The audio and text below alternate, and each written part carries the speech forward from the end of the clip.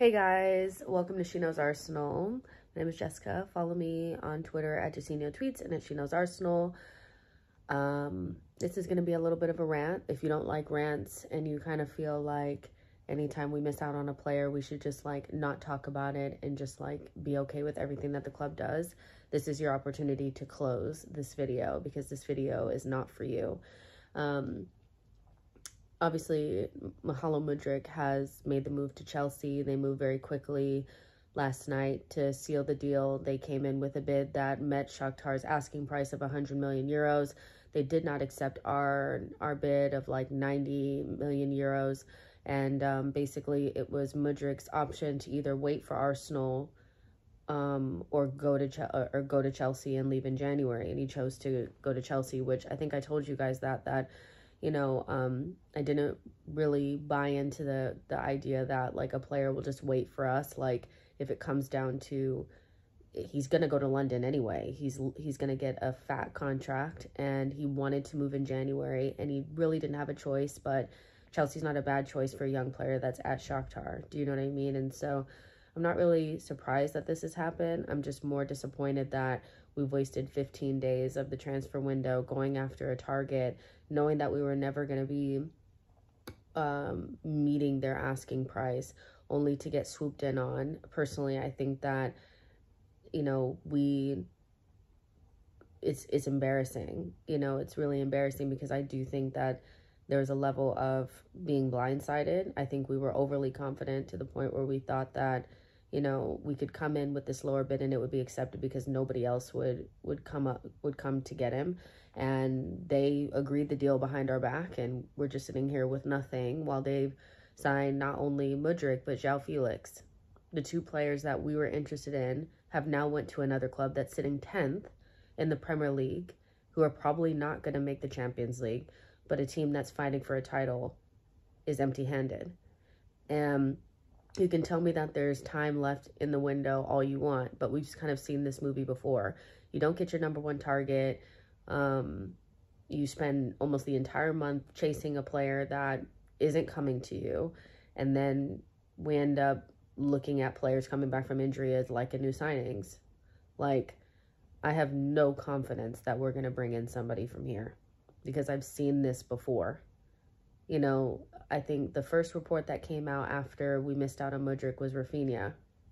So Edu calls up Deco, the same guy who used Edu to get Rafinha to Barcelona.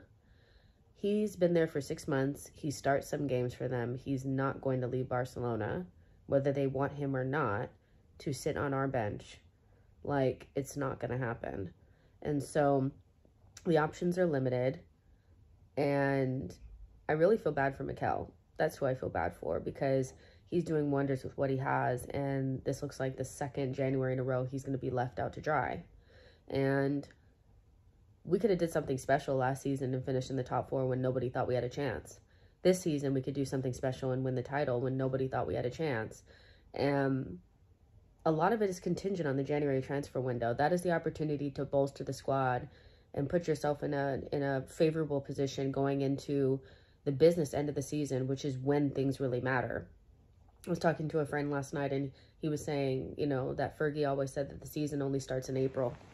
And I don't know if you guys have looked at our schedule in April, but he ain't lying because that's when all the big games are coming back around, you know. And so will all of this be for naught? I don't know. I mean, obviously, like, I'm seeing a lot of top 4 was always the goal, and you know, you have to go with the long-term plan, and we were right not to get bent over and all this kind of stuff.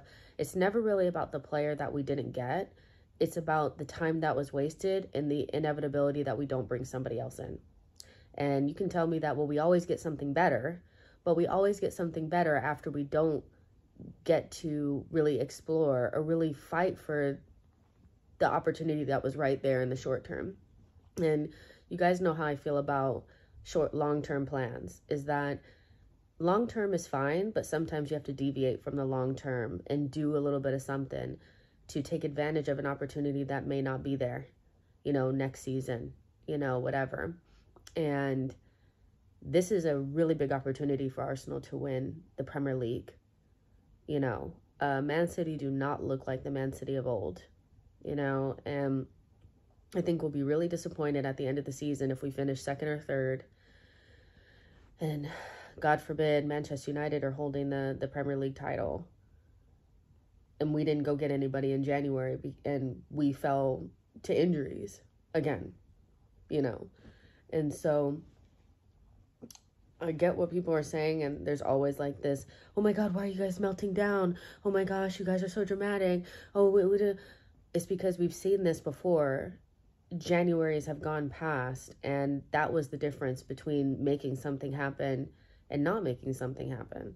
And so, yeah, I am disappointed because I feel like we've wasted time, and I feel like we got scooped, and it is embarrassing. We are mud. Like, it is what it is. I don't care what anybody says. You can show me every table of Chelsea's most recent, big buys and try to convince me that all of them have been flops. But the reality is next season, their front three is going to be in Kunku, Mudryk, and João Felix. And they have bought a really good defense. And once they get those old players out and Potter gets to settle in with his players, we're not going to be laughing. This success thing that we barely have our hands on can slip through your fingers so quickly because teams get better overnight. We've seen it before. We're a team like that. Nobody thought we were going to be this good, and boom, we're top of the table. So let's not sit here and think because Chelsea look like shit right now that he made this huge mistake going there, because they're going to be on our ass next season. And it's just like, I get that we have a certain ownership structure and there's a ceiling to it and all that kind of stuff, but I just expect us to be more prepared. And I'm hoping that Edu can pull something out of the hat, but I'm not going to hold my breath. I've seen this happen before, and for me, something has to change, and I have to see something different happening before I start to believe, and I just feel like this is not really the same as Vlahovic because he never wanted to come, but it's the same in terms of Arsenal are empty-handed once again, and I know people don't like this. But I don't care, to be honest. I really don't care. All of this on socials trying to act all high and mighty and we're better off without him, or we're better off with this. We're only better off without him if we go out and get somebody in here that can help us bolster the squad. We do not have backup for Saka. And don't talk to me about Reece Nelson. Don't talk to me about Marquinhos. We don't. If Saka gets a yellow card this afternoon, he'll be out against Manchester United. That is where we're at right now. And it's just so disappointing. And it's annoying to me that every time we miss out on a player that, could really help us, where we seem like we had it all together, but we get scooped or something like that, or it gets hijacked or whatever, that the response is always, stop whining, we're fine, we're top of the table, we're this and that. Well, at the end of last season, where were we? Did we finish in the Champions League? No, we finished 5th.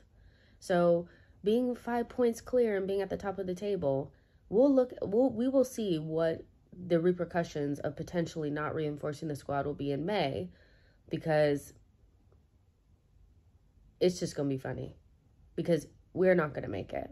We don't have enough reinforcements in the squad. And a lot of my faith in us going the distance in this title push was really banking on Arsenal getting their shit together and bringing in players in January. And so, again, we'll be really disappointed if at the end of the season we're not holding up the Premier League trophy and it's not Man City and it's a different club. That's a very real possibility based on what happens in these next 2 games. And oh, by the way, we won't have any additional players in these next couple of games. Arteta has also come out with an interview saying that hopefully we can have Gabriel Jesus for the final months, and that the injury is his recovery is going to be longer than what was expected. Gabriel Jesus' injury should have guaranteed a signing early in January.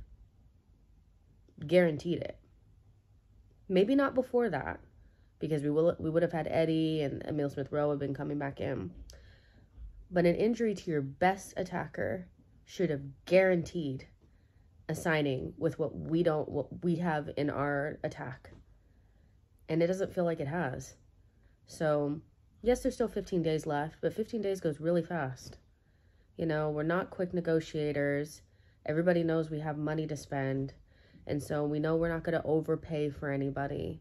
And so clubs are going to be asking for that 95 million. We're not going to give it. And so again, I've seen this movie before.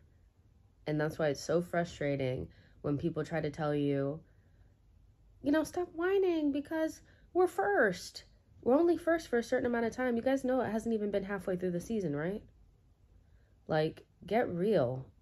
I think the World Cup has people really tripping. We're not halfway through the season yet.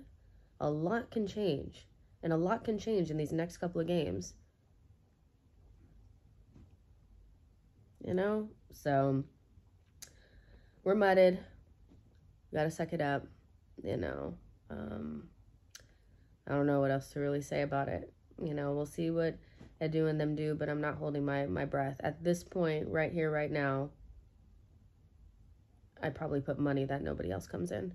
And that we just start talking about how Reece Nelson is coming back and Emile Smith-Rowe is coming back and the club will come out, or, you know, the mouthpieces of Ornstein and James D or Sam J. Dean and all these guys coming out saying, well, you know, Arsenal's strategy, you know, what's gotten them here is, you know, the fact that they don't get bent over and, you know, they make sure that they only buy the right player for the right price at the right time, and they stuck to their guns, and they didn't see the market opportunity, so they decided not to bring anybody in. And they also saw, you know, Emile Smith-Rowe and Reece Nelson coming back from injury as enough to bolster the squad through the end of the season, because they wanted to only get Champions League and they didn't anticipate being in a title race.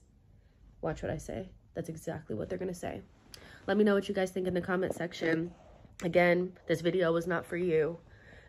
You know, if, you know, you don't think that us missing out on transfers is a big deal, you know, whatever. But I hope you enjoyed it if you stayed all the way to the end. Let me know what you guys think in the comment section. Like this video, subscribe to the channel, and I'll see you guys soon. Bye, guys.